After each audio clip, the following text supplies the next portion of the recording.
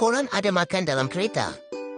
Pasti ada sisa makanan dalam kereta kan? Itu yang buat lipas membiak dengan cepat.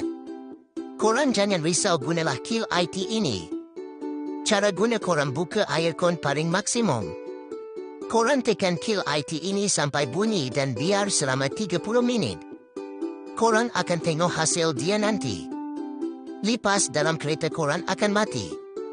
Memang padu Kill IT ini. Kill IT ni wangi ada macam-macam bau seperti lemon, apple dan PC. Korang kena dapatkan satu untuk hapuskan lipas dalam kereta. Kalau kereta besar seperti SUV dan MPV kena guna 2 botol baru berkesan. Korang tengoklah hasil selepas 30 minit.